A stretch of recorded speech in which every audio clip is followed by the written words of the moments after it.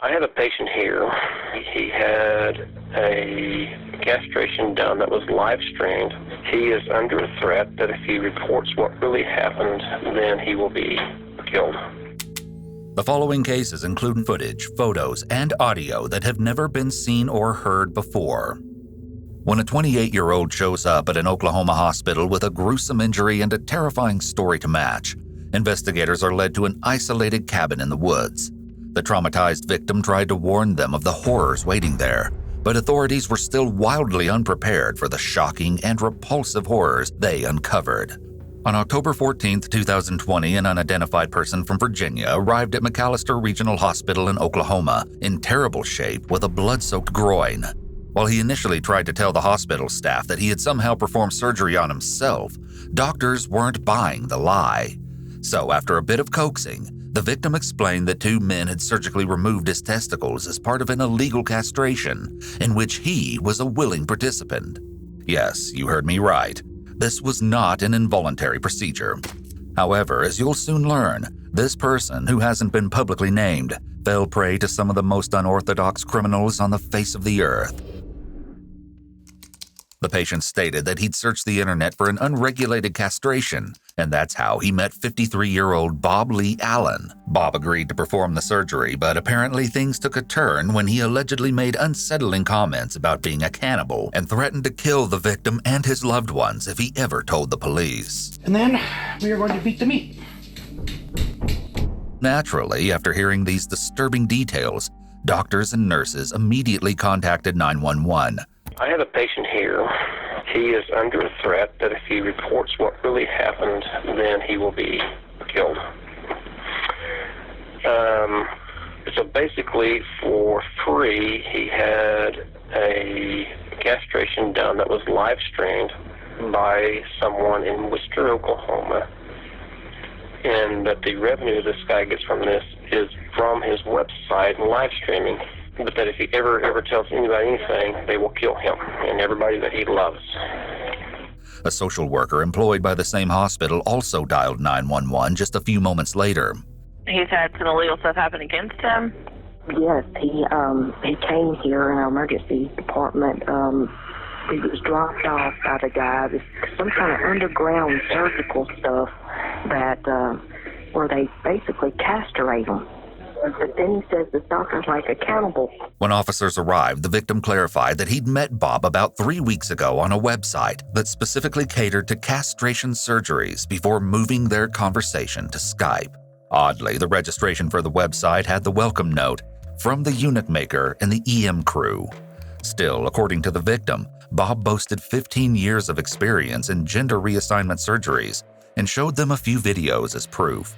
In March 2004, I went to the doctor, and after several misdiagnoses, it was determined I had low testosterone. By May, the grass was green, the birds were singing, the jasmine and honeysuckle were in full bloom. Oh, the sweetness of the air. My advice, if you're a male over 30, is get your hormones checked. Not to mention, he and his husband, 42-year-old Thomas Evan Gates, appeared very active on social media. You need to get in the picture, Thomases. There we are. Move your plate. And if I have to learn it, I'm going to shove it down your throat. Have it. I don't have it. I don't have it. In this video posted to Facebook, Bob appears to be stumbling and possibly under the influence of a substance. His behavior is extremely odd, and while this may be his quirky personality, his instability points to possible intoxication. Bob also makes several disparaging remarks about himself, mainly, I'm a wimp, so that's your videos. Bob's a wimp. Let me hear you say it. I'm a wimp. I'm a wimp. I'm a wimp. I'm a wimp. I'm a wimp. They even shared a few intimate moments from their wedding day online. Got our camera going here, set it up as well. And live streamed their wedding for friends and family to enjoy. Congratulations, Chelsea. However, a deeper dive into their social media accounts revealed some unsettling connections to the claims being made against them, like the attention-grabbing hitch Bob installed on the back of his car. You done attacking Thomas? Oh no, now he's going for the crotch. Oh, and the police also came across a very strange video of Bob setting up a funeral for the couple's pet dog. They couldn't skip sharing the ceremony. Look and make sure I'm standing in the right spot. The trees, the woods around us are serenading amber. They also shared the cleanup process after the funeral. Okay, the camera. It's not too heavy. You got me? Pointed right direction? I think so. It's unclear if the victim being treated at the hospital saw these slightly disturbing posts before he agreed to his surgery, but nevertheless, Bob bragged to him about having 6 other clients in line for similar procedures. He told the victim that he would happily perform the castration free of charge. But there were a few conditions.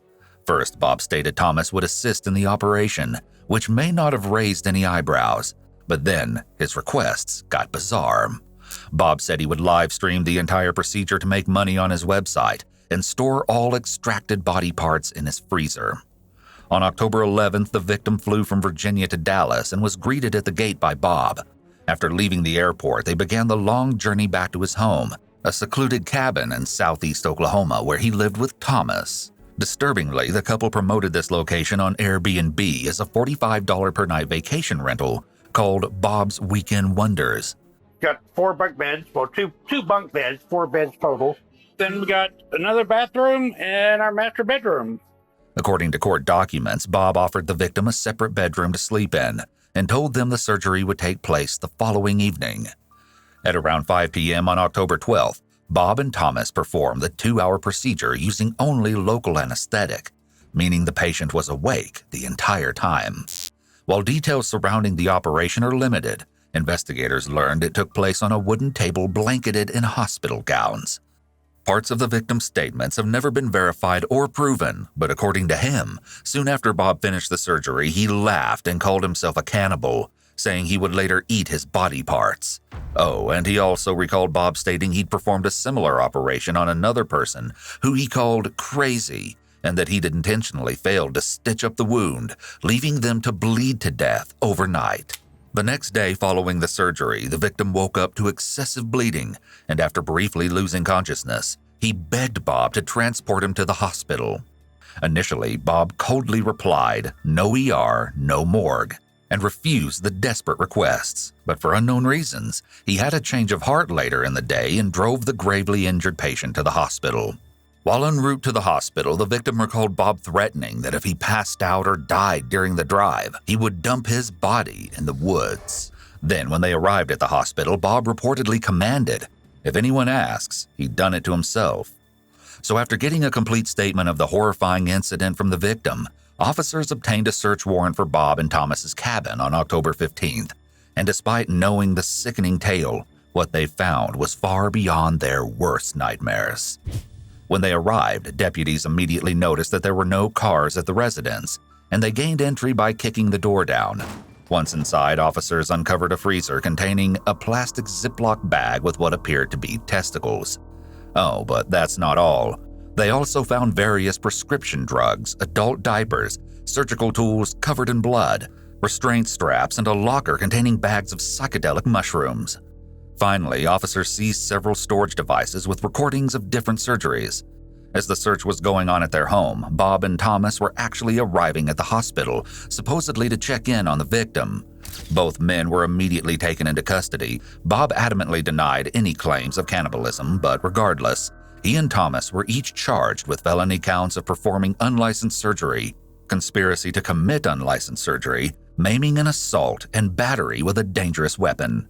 Both men also faced a misdemeanor charge of failure to bury the removed parts. Even though Thomas allegedly only assisted Bob with these illegal acts, Thomas was charged for acting in concert and therefore faced the same charges as Bob. Thomas accepted a plea deal in which he would testify against Bob, and in exchange, the felony charges against him were dropped. Thomas received a sweetheart deal. Oftentimes, the first person to flip on the other gets the better deal.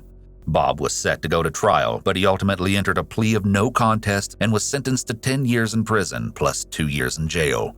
Despite the victim making a full recovery, Bob told the judge he chose to enter this plea because a jury might convict me.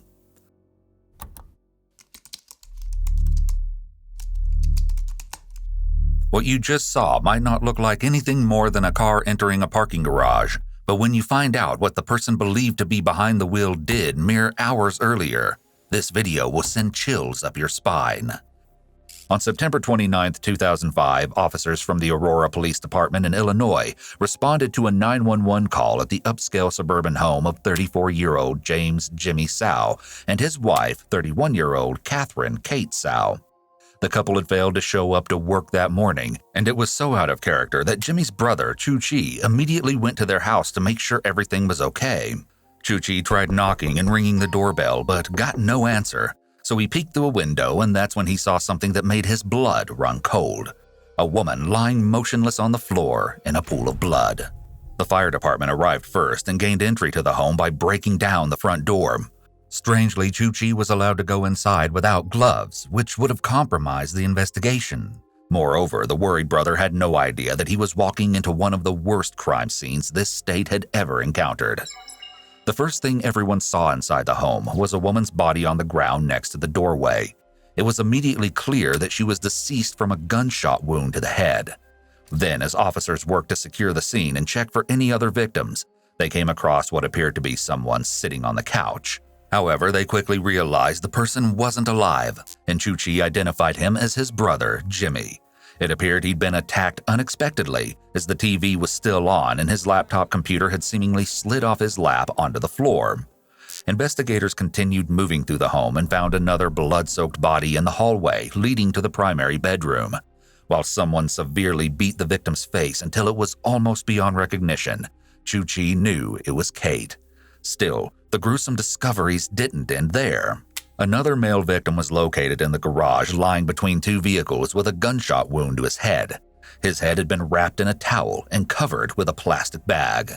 Detectives noted several areas in the home with blood smears, and while they found handprints, the absence of ridge lines where the fingerprints would have been told them that the killer had been wearing gloves. They also located 2 partial shoe prints that didn't belong to the victims or those who entered the crime scene that morning. Finally, there were no signs of forced entry into the home. The lack of forced entry and the overkill committed to Kate are both indications that the perpetrator was likely known to the victims and possibly motivated by rage. Next, as authorities worked to identify the 2 unknown victims, they also began scouring the neighborhood looking for potential leads. Someone living across the street from the Sows noted a car parked in their driveway that morning at around 6 a.m. that didn't belong to Kate or Jimmy. Additionally, the vehicle appeared to have been moved to the other side of the driveway roughly 20 minutes later, when the neighbor looked again and was gone later that morning. Another neighbor of the Hansons reported that the whole house was bright at around 2 a.m. that night, which she stated was very unusual. Meanwhile, autopsies soon confirmed that the woman found lying just inside the doorway was Kate's mother, Mary, and the man in the garage was her father, Terry. Both were dressed in sleepwear with their bodies lying on plastic painter tarps. The medical examiner also disclosed the horrible truth about what had happened to the 4 victims. Kate had suffered 40 wounds, including 22 abrasions and bumps on her head and 18 on her torso and limbs. The medical examiner believed some of the injuries on her body to be defensive, like her ring finger, which had been bent backwards so violently that it snapped.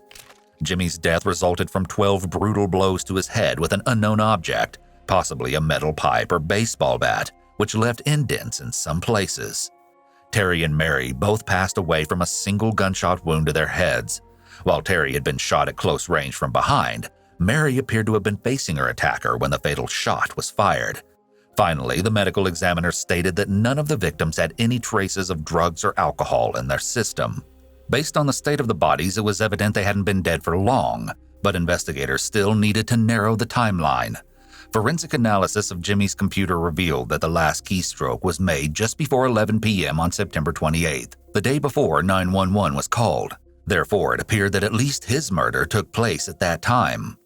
Furthermore, investigators felt certain that Mary and Terry hadn't been killed at the Sows' home, so they sent a forensic team to their house in Naperville, Illinois, approximately 5 minutes away. While the first day of searching yielded no results, a horrifying discovery was eventually made in one of the spare bedrooms. An officer moved a mattress off the bed and found blood stains underneath. Investigators then shifted their focus to Terry and Mary's bedroom, and what they found was disturbing, to say the very least. They located 2 distinct holes in the wooden headboard, but oddly, one appeared to have been made with a drill while the other went clean through. Detectives speculated that someone had attempted to disguise the bullet holes. Also, a bullet was recovered from an attic joist behind the bedroom wall, and ballistics testing later confirmed it matched those found in Mary and Terry's bodies. Authorities also searched Mary's car while at the residence and found several bloodstains on the floor carpets in the back seat. DNA testing later confirmed that the blood belonged to Terry, implying that someone had used Mary's car to transport the bodies to the Sow residence. Adding weight to that theory, one of the Sow's neighbors confirmed that it was Mary's car they briefly spotted that morning. So whoever committed this heinous crime also returned the car to Mary and Terry's driveway after staging the crime scene at the Sow home. Investigators contacted Mary and Terry's other daughter, Jennifer, and she confirmed that the mattress found in the spare bedroom had been swapped with the one from her parents' bedroom, implying that they had been killed as they slept. But that wasn't the only useful piece of information she had for detectives. Jennifer informed them that Kate had called her roughly 6 weeks earlier with a very unsettling story about their younger brother, Eric. At the time of the murders, Mary and Terry's 28-year-old son, Eric, was still living with them in a basement bedroom of the family home.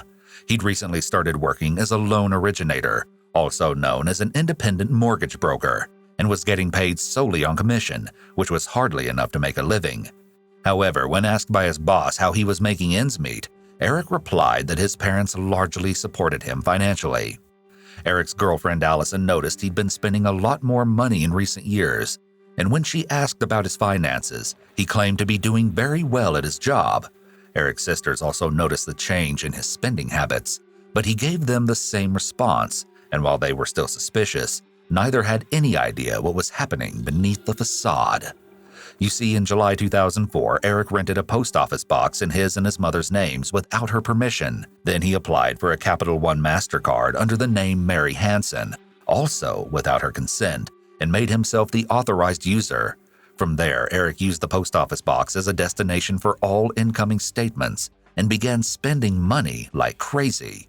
One of the things he purchased was a Garmin GPS, which becomes important to the case later. As if that wasn't bad enough, Eric opened several more charge cards in his mother's name, but by August 2005, his sister Kate had caught on to the scheme. It's unclear how exactly she found out, but Kate immediately called Jennifer and told her about the roughly $80,000 their brother had charged. The unsuspecting mother, Mary, eventually found out and confronted Eric alongside his sisters. He promised to pay her back if they agreed not to tell his father, but Kate wasn't having it and told him she fully intended to inform their father of what he'd done. That's when things took a sinister turn. Eric turned to Kate and said, "If you tell Dad, I'll f***ing kill you." She was understandably rattled by the threat and even took the following day off work to calm down. She also allegedly turned on her home security system as an extra precaution, but it wouldn't save her in the end. If you ever suspect a family member of fraud, it may be in your best interest to involve a third party such as law enforcement, a lawyer, or a family counselor before confronting the person. If your suspicions are correct, they may react with anger about being caught, and their behavior could possibly escalate to violence in order to keep their secret. Then, later that same month, Kate expressed her concerns to Eric's girlfriend Allison, but she reportedly claimed to be under strict instructions from Eric not to speak with her or Jennifer. Allison later told investigators that Eric frequently demanded to know if she'd been communicating with his sisters, and told her she was going to get it if he found out she was disobeying him. Furthermore, Eric's boss stated that his attendance at work had dwindled to virtually nothing in the months leading up to the murder. Then, on September 19th, just 10 days before the bodies were discovered, Eric lied to his boss, saying his brother-in-law had passed away and he needed to take some time off. He never returned to work after telling that lie, and when cleaning out his desk, his boss found a checkbook belonging to Mary. A pattern of irresponsibility, such as frequently skipping work, and a history of lying are 2 red flags for antisocial personality disorder, APD, which is a mental health disorder characterized by a disregard for and violation of others' rights. To our knowledge, Eric was never diagnosed with APD or any other mental disorder. Now that leads us to September 28th. Eric called his sister Jennifer and asked to stay overnight at her house in Minnesota for an upcoming Vikings game. This request struck Jennifer as very odd because she had a strained relationship with her brother and he never visited her family. That evening, Eric was at home with his parents and spoke to Allison on the home phone around 11:30. The next day, Terry and Mary's co-workers started becoming concerned when they failed to show up for work, so a few of them drove to their home and made entry through the garage using a keypad they had been given access to. Once inside, they noticed a raging fire in the couple's indoor fireplace, which was beyond odd as it was typically only used around Christmas time. Furthermore, the home smelled strongly of air fresheners, but everything in the rest of the house appeared perfectly normal. Before leaving the residence, the curious co-workers went to leave a note and noticed one already written by Eric, reading, "Mom, Dad, see you Sunday, have fun in Galena." The message was left next to some cash that Eric labeled payment this month. Apparently, Terry and Mary had been planning to take a romantic trip to Galena and were expected to leave very soon. Jennifer was contacted by one of the co-workers at her parents' home, and they explained the strange things they'd uncovered there. Concerned, she asked if they could go check out her sister Kate's house as well, and when they arrived, a police officer who'd already found the 4 bodies reportedly told them, "It's not pretty in there." So the question is, where was Eric during all of this? Well, Eric had actually planned a trip to California with his girlfriend Allison and caught a flight on September 29th, the day the bodies were found, and presumably the day after Kate, Jimmy, Terry, and Mary were killed. Eric arrived in California and told Allison that he was going to take a nap because a rotten mattress caused him to have a terrible sleep the night before. Shortly after his arrival, the same co-worker that had contacted Jennifer called Eric to tell him the horrific news about his family. However, rather than ask who was deceased, Eric strangely remarked, "How did people know to go looking over there?" Eric then spoke with a detective who had a lot of questions for him. He claimed he had no idea what was going on and told the detective that despite seeming to leave the state right after his family was killed, he wasn't running from anything. The detective asked if he'd ever threatened his sister or parents. Eric paused for approximately 30 seconds before saying he had not, but when the detective divulged details of the crime and implied that he might be responsible, Eric became emotional and hung up. Interestingly, a long pause is often seen before a lie because the brain has to do 3 things simultaneously: keep you from telling the truth, create a lie, and deliver the lie, unlike when someone's being honest. Following the conversation, Eric told Allison the news about his family, and sensing that something wasn't quite right, she contacted the police. Authorities informed her that Eric had fallen under suspicion for the murders, but little did she know he was already long gone. At this point, investigators put out a nationwide alert for his immediate apprehension. Now, it's unclear how exactly this occurred, but at some point during his time in California, Eric managed to steal a red Saab in the Los Angeles area. And contrary to what he told detectives, it's believed he drove the stolen vehicle back to the airport and abandoned it in the garage with plans to return home. Inside the airport, Eric seemed desperate to leave the state and made 2 unsuccessful attempts to check in before finally boarding a flight to Chicago just before 8 p.m. During one of the earlier attempts, a ticket agent actually noticed that he was flagged in the system for immediate apprehension. But rather than calmly contact the police, the ticket agent shouted this exact phrase, "What's going on here? You're the guy," alerting Eric and giving him ample time to run away from the ticket counter before anyone could respond to the situation. The next day, on September 30th, Eric called the investigator again and told him that he was still in California, but unfortunately for him, cell phone towers don't lie. The FBI quickly traced Eric's phone to a freeway in Illinois, heading towards his sister Jennifer's house. Based on the odd request he'd made to stay with her a few days earlier, authorities feared he might be en route to harm Jennifer and instructed her to take her family and leave immediately. Meanwhile, officers raced to catch up with him, and fortunately, it didn't take long. Eric was pulled over as he tried to evade police and swiftly arrested for intimidation relating to his threat against Kate. He said he was aware that the police wanted to speak with him regarding the murders, but claimed to have no idea that there was an outstanding warrant out for his arrest. Eric may have been planning to harm Jennifer, as the officer suspected. It's possible that he thought if he eliminated her, there would be no one left to tell police about the fraud he committed under his mother's name, or the altercation he had with his mother and Kate. A search of his car revealed several incriminating pieces of evidence, including bags of new clothing purchased with Mary's credit card, vinyl gloves inside a plastic bag from Mary and Terry's home with some kind of brown substance on them, and several pieces of jewelry that had belonged to Kate and Jimmy. Oh, and remember that Garmin GPS system from earlier? Well, as it turns out, it had been turned off on the night of September 28th, around the time he'd gone out for drinks. The device was reactivated at around 9:30 the following day, just a few hours before the bodies were found. It seemed that someone was attempting to hide their movements on that fateful night. Still, the most damning piece of evidence came from the gloves found in Eric's car. DNA testing confirmed that the brown substance on them was a mixture of Terry and Mary's blood.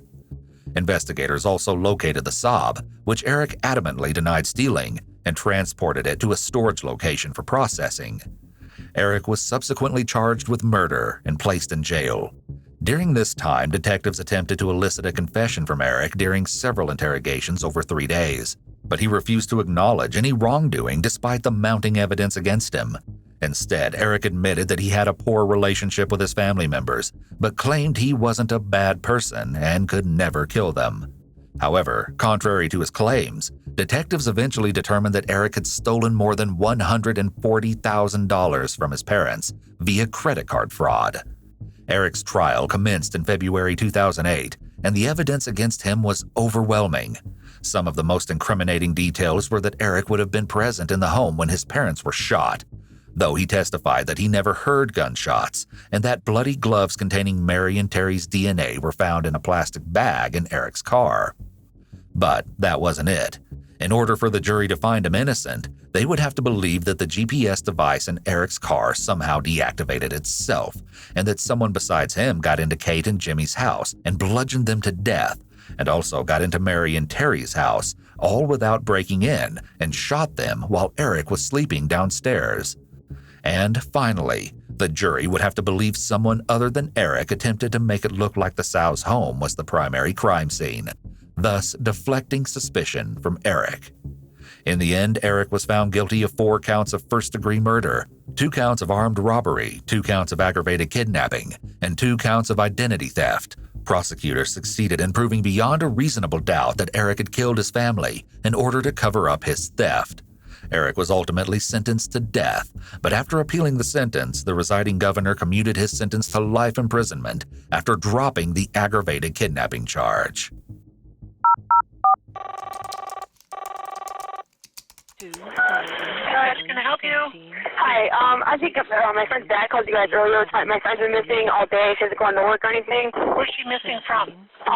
She was at my house and she never made it to work. But then I just found her van right in the side of my house, and the keys are in the car, and there's like stuff everywhere. And she's not in here though.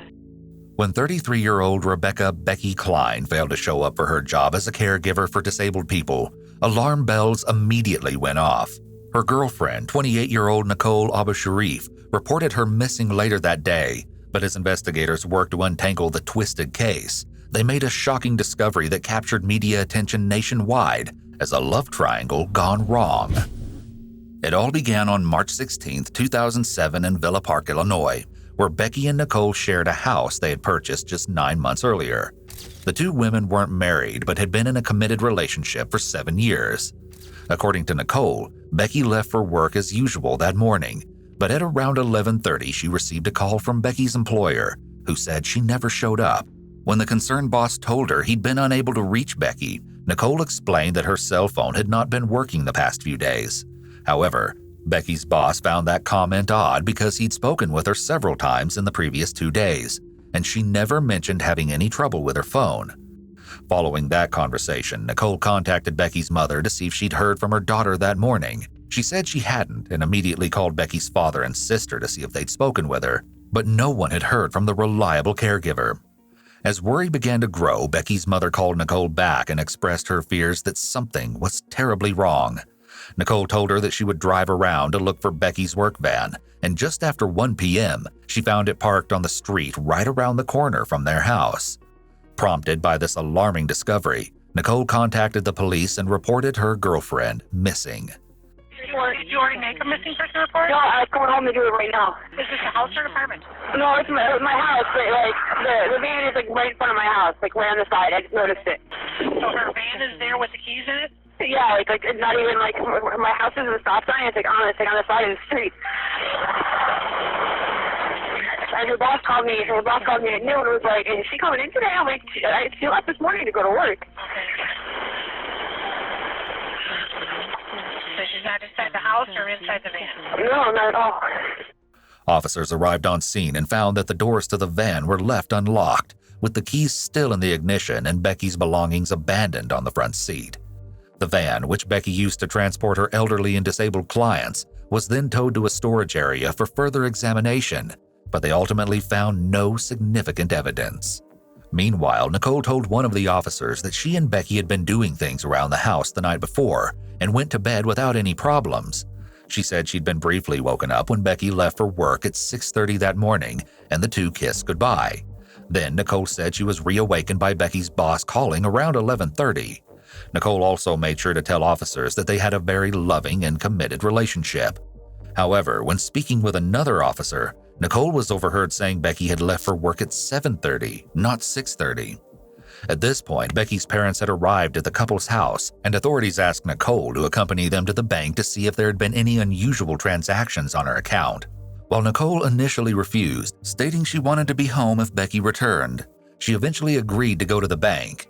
However, they didn't notice anything out of the ordinary, as her bank accounts hadn't even been touched that day. Meanwhile, upon hearing the news, Becky's sister raced to the couple's home and was met by Nicole, her parents, and the police. She went inside to look around, as detectives hadn't yet entered the home, and quickly located Becky's phone on a windowsill in the basement. Becky's sister told authorities that she had been at the couple's house the day before, helping set up for a family birthday party. She recalled leaving shortly after 7 in the evening and called Becky at around 8, but got no response. Furthermore, her sister said the two usually spoke on the phone during her work commute, but she never got a call this morning.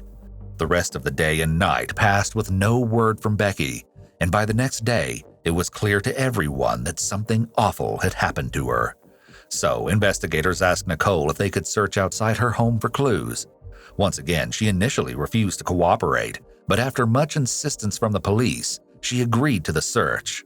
Authorities found this especially strange because Nicole had reportedly consented to a search of her house and garage without hesitation the day before, although it never took place that day. Regardless, as the search began, investigators immediately noticed several pairs of latex gloves in a trash can behind the home and one lying on the ground in front of the residence. As most people in the true crime world know, latex gloves are never a good sign. But still, no one could have imagined the horrifying discovery waiting in the garage. But first, investigators went inside the house, and nothing seemed to be out of the ordinary at first. However, investigators noticed something strange in one of the bedrooms. It appeared to be a mess of tangled clear packing tape on and around the comforter. It's unclear if this tape was related to Becky's disappearance, but there's no denying that it seems suspicious. Then investigators moved to the garage where they found Nicole's vintage Mustang parked inside. They couldn't help but notice that the car had a layer of dust everywhere except for a spot on the lid of the trunk. An officer asked Nicole for the keys to the trunk, but she claimed only to have ignition keys. So another investigator climbed into the vehicle's back seat and removed a speaker from the rear deck. That's when he saw something straight out of a nightmare. Looking through the hole where the speaker used to be, the detective could see what appeared to be a person lying in the fetal position with a plastic bag over their head.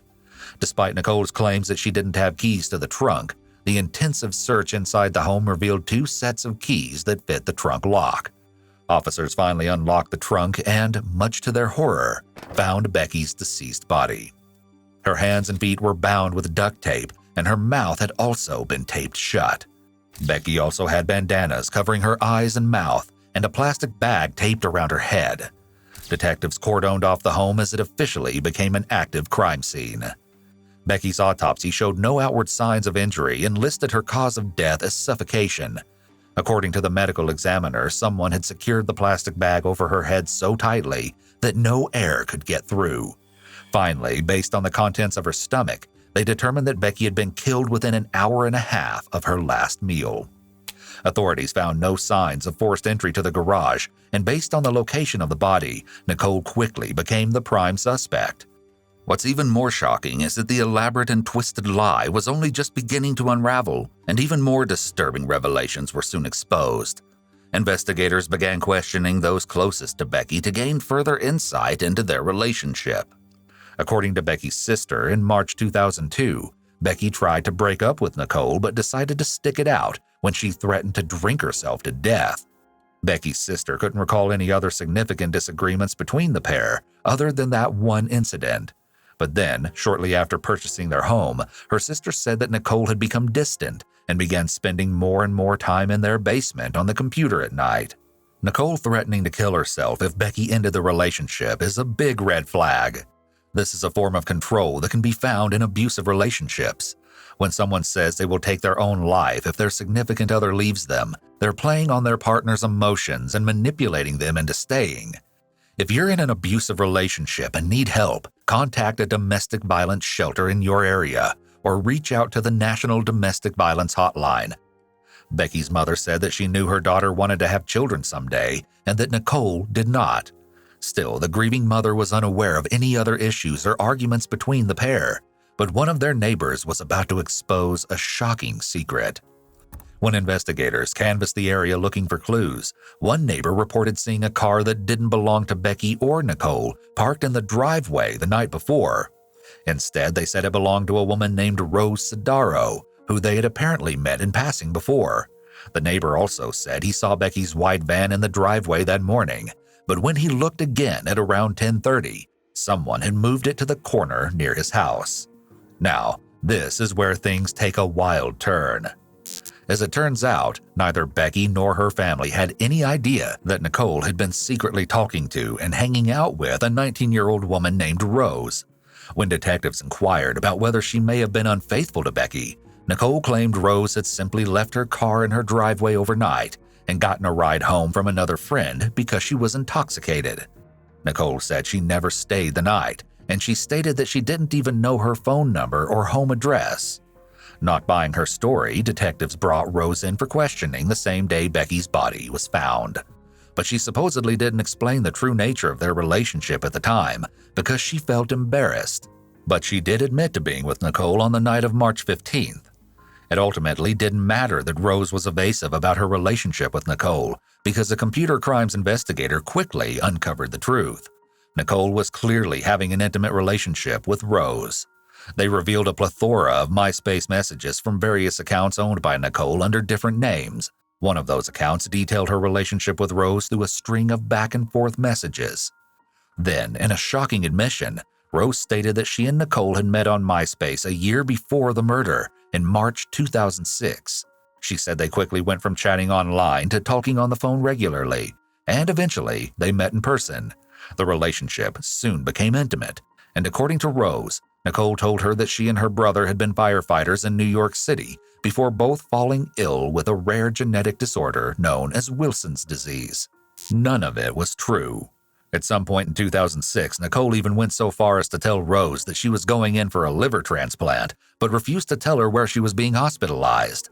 These lies may have been an attempt for Nicole to gain Rose's attention and sympathy. In the summer of 2006, Rose said she ended their relationship because her mother disapproved of Nicole, but they had reportedly begun talking again by the fall. All the while, Becky and Nicole were still together. Then, on March 15, 2007, just one day before Becky went missing, Rose invited Nicole to go bowling with her and some friends. Nicole also invited Rose to her house beforehand, but she declined, and the two eventually settled on meeting at a restaurant shortly after 9 p.m. After dinner, they went bowling, and Nicole allegedly became intoxicated to the point that Rose had to drive her home. So, based on this timeline, Nicole must have murdered Becky before she met up with Rose, and then went out like nothing was wrong.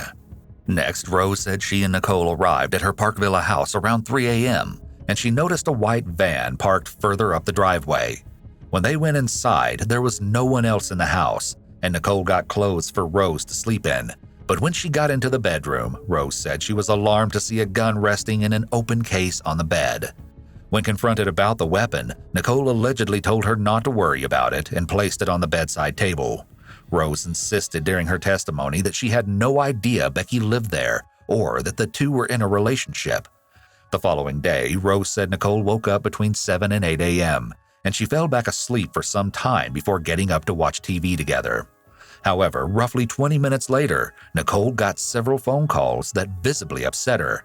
The two eventually departed around noon to pick up Nicole's car, which had been left at the restaurant the night before. But before they left, Nicole told Rose that her friend was missing, and that's why she was getting so many calls. Rose dropped Nicole off at her car and headed home.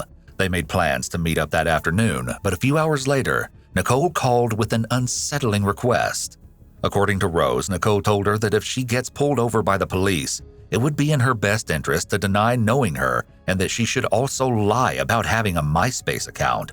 So, as you can see, Rose's story differed significantly from what Nicole had told investigators and painted a very different picture of that fateful evening.